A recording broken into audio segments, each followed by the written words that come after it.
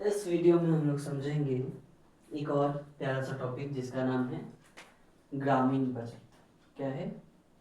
ग्रामीण बचत एवं पूंजी निर्माण।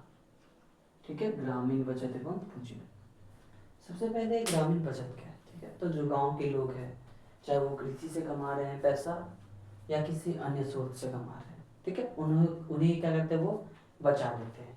या तो गोल्ड के रूप में बचा ले, है ना, सोने या चांदी के रूप में बचा ले, या कैश के रूप में बचा ले। ठीक है, तो जो पैसा बचाते हैं और अपने पास रखते हैं उसे हम क्या कहते हैं? बचत। क्या कहते हैं? बचत। ठीक है, फिर अब उस बचत को क्या करेंगे? वो निवेश करेंगे। क्या करेंगे? निवेश करेंगे, ताकि भविष्य में उससे क्या हो पाए? उनको इनकम हो पाए। ठीक है, तो वो जो निवेश है ना, उसी को हम कहते हैं पूंजी निर्माण करना। क्या करना? पूंजी निर्माण करना। ठीक है, यहाँ तक बात क्लियर हो गया होगा कि ग्रामीण क्षेत्र के जो लोग होते हैं, है ना, वो क्या करते हैं? जो पैसा कमाते हैं, कृषि से कमाए या किसी अन्य काम से कमाए, ठीक है, तो उन्हें वो सोने चांदी के रूप में या कैश के रूप में अपने पास रखते हैं। ठीक है, तो वो उनका बचत हो गया। तो ये हो गया आपका ग्रामीण बचत। अब ये जो बचत किया गया वो क्या करते हैं? उसको खर्च करते हैं। क्यों करते हैं? ताकि उनको भविष्य में उससे लाभ मिले। ठीक है, जैसे उसे ट्यूबवेल बनवा दे, खुदवाना, ठीक है, या ट्रैक्टर खरीद लेना है, ठीक है, या सिंचाई के लिए कोई यंत्र खरीद लेना है, ड्रिप सिस्टम खरीद लेना है, या गाय या बैल कुछ भी खरीद लेना है, या जमीन खरीद लेना है। ये सारा चीज जो हो रहा है इसे हम कहते हैं पूंजी निर्माण। ठीक है, तो अब हम इसे क्या करते हैं? समझने का प्रयास करते हैं पूंजी निर्माण आखिर होता कैसे। ठीक है, तो मान लीजिए जो किसान है इसका कृषि आय या गैर कृषि आय, कृषि आय या गैर कृषि आय, ये दोनों हुआ। अब इसमें से ये क्या करेगा भाई? बचत करेगा। बचत करने के बाद क्या करेगा? ये निवेश करेगा, है ना। कहाँ कहाँ पे निवेश करेगा? है ना, तो इसको ये सिंचाई में निवेश कर रहा है। क्या कर रहा है? निवेश सिंचाई में। सिंचाई के लिए ये क्या कर रहा है? ट्यूबवेल खुदवा रहा है ना, या कोई मशीन ला रहा है, बोर्डिंग ला रहा है, जैसे कि बोर्डिंग खरीद लिया, ठीक है, मोटर खरीद रहा है ना, या वो खरीद रहा है ड्रिप सिस्टम। क्या कर रहा है? ड्रिप सिस्टम खरीद रहा है, या स्प्रिंकलर खरीद रहा है। ठीक है, तो ये सब क्या है? उसके लिए पूंजी है। भविष्य में ये क्या करेगा? इसका लाभ का काम करेगा। चाहे वो क्या खरीद रहा है? वो क्या खरीद रहा है अभी? ट्रैक्टर खरीद रहा है, सिंचाई का सामान खरीद रहा है, चाहे बीज खरीद के, खाद खरीद के रख रहा है ना, फर्टिलाइजर खरीद के रख रहा है। ठीक है, ओके, या वो क्या खरीद रहा है? पशुधन। क्या कर रहा है? पशुधन, गाय खरीद ले, भैंस खरीद ले, बकरी खरीद ले, ये सारा चीज खरीद रहा है। तो ये इसके लिए क्या बन जाएगा भाई? ये सारा चीज क्या बन जाएगा इसके लिए? पूंजी। क्या बन जाएगा? पूंजी। इस तरह से क्या हो जाता है? पूंजी का निर्माण होता है। ठीक है, क्या हो जाता है भाई? पूंजी का निर्माण। पूंजी का निर्माण होने से क्या होता है भाई? कृषि उत्पादकता बढ़ती है। क्या हो जाती है? कृषि उत्पादकता बढ़ जाती है। कृषि उत्पादकता बढ़ेगी तो क्या हो जाएगा भाई? बचत बढ़ेगा। क्यों? क्योंकि आय बढ़ गया। उत्पादन में से आय बढ़ा, आय बढ़ने से क्या बढ़ जाएगा भाई? बचत बढ़ जाएगा। और बचत बढ़ेगा तो फिर क्या हो जाएगा? फिर पूंजी निर्माण बढ़ेगा। पूंजी निर्माण बढ़ेगा, अर्थात ये सतत प्रक्रिया क्या होगी? अंतरीन रूप से चलती रहेगी, चलती रहेगी, चलती रहेगी, अनंत रूप से, है ना। तो ये हमारा क्या है?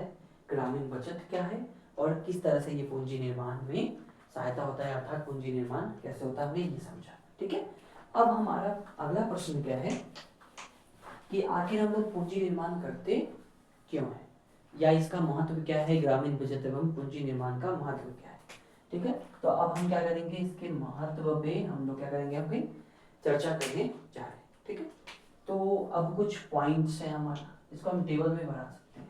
हमारा कुछ पॉइंट होगा, है ना, उसके बाद क्या होगा कि क्यों जरूरी है, वाई, जरूरी क्यों है भाई, वाई इज नेसेसरी। ठीक है, जरूरी क्यों है, और इसके लिए हम एक एग्जाम्पल भी लेंगे। ठीक, अब हम दो तीन पॉइंट पे चर्चा करेंगे।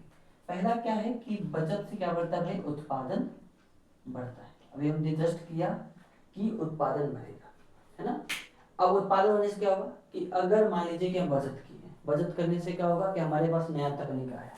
क्या आया? तकनीक आया। तकनीक आने से उत्पादन बढ़ा, और उत्पादन क्या हो जाएगा? जो भी हम उत्पादन करेंगे उसको क्या करेंगे, जैसे गेहूं का उत्पादन किया तो गेहूं जाकर के मार्केट में बेच सकता है। तो पहला पॉइंट क्या है, क्यों जरूरी था, किसी तकनीक के लिए वो डेवलपमेंट करवाया, मशीन खरीद पाया, जिससे उसका उत्पादन बढ़ा, उसको बाजार में जाकर क्या हुआ, बेच पाया। फिर अच्छे क्या करेगा, अगले बार क्या करेगा, वो अच्छा बीज खरीद पाएगा, ड्रिप सिस्टम खरीद पाएगा, तो और ज्यादा वो क्या करेगा, अपने आप को डेवलपमेंट करेगा। ठीक है। दूसरा है कि किसान का आमदनी बढ़ेगा, यानी किसान का है उसका इनकम क्या हो जाएगा भाई, बढ़ जाएगा। ठीक है। अब ज्यादा इनकम होगा तो क्या होगा, क्यों जरूरी है, पॉइंट क्या है कि इनकम बढ़ेगा। ठीक है।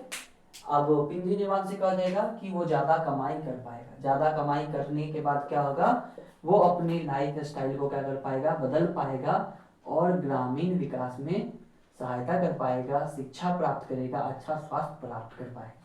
इसीलिए हमारे पास क्या है, पूंजी निर्माण की क्या होती है, जरूरत कम होती है।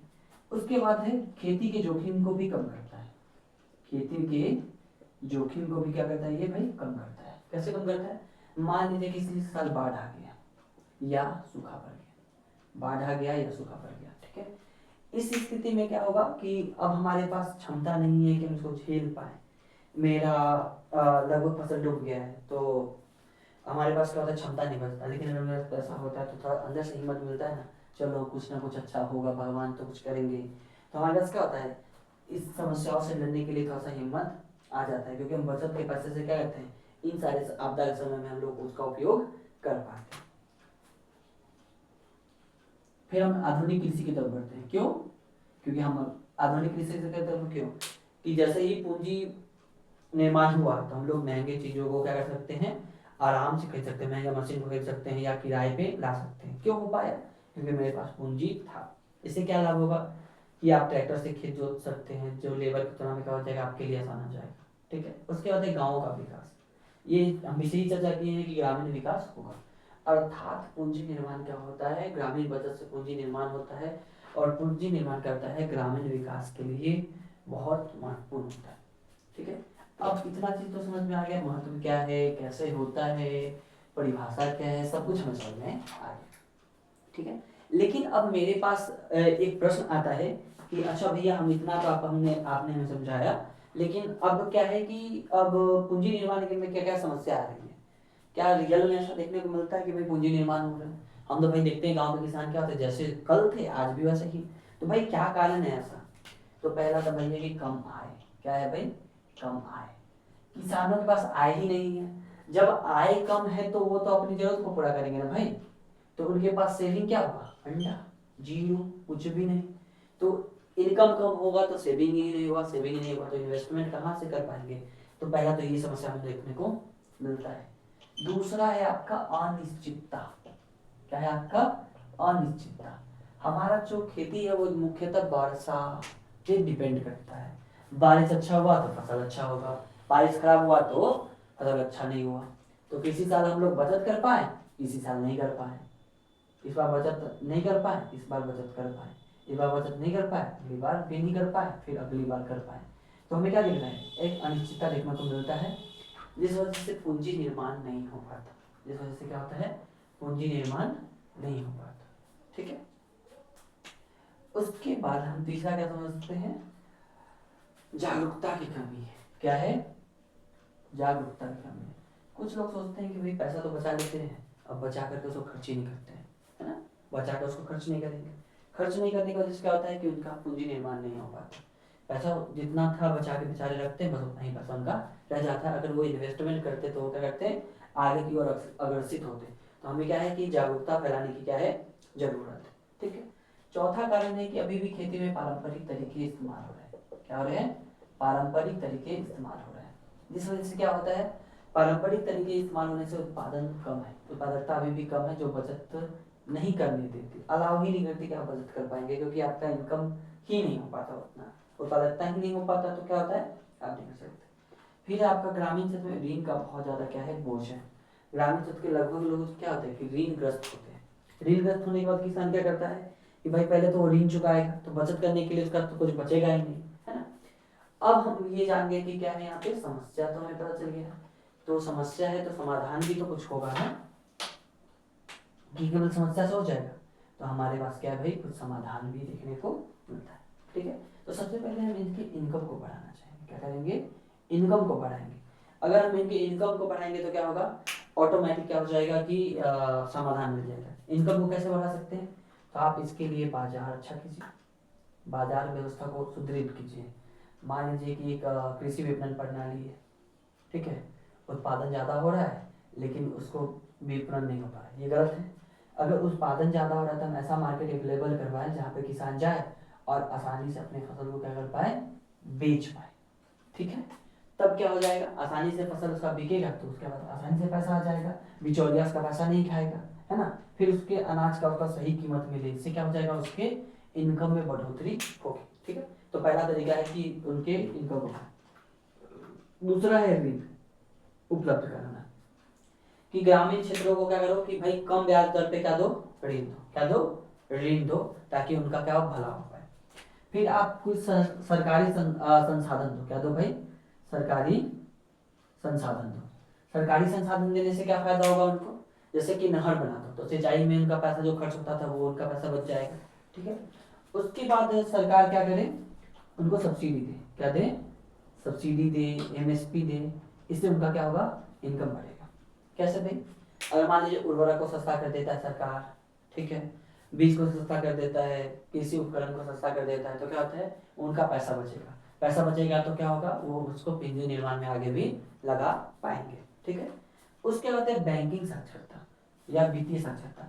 ग्रामीण क्षेत्र के लोग अनपढ़ हैं, पढ़े लिखे नहीं हैं, है ना, तो उनको आर्थिक ज्ञान कम होता है, जिस वजह से वो ऋण वगैरह के लिए अप्लाई भी नहीं कर पाते। तो सबसे पहले हमें क्या है कि ऋण को बढ़ाना है, ठीक है।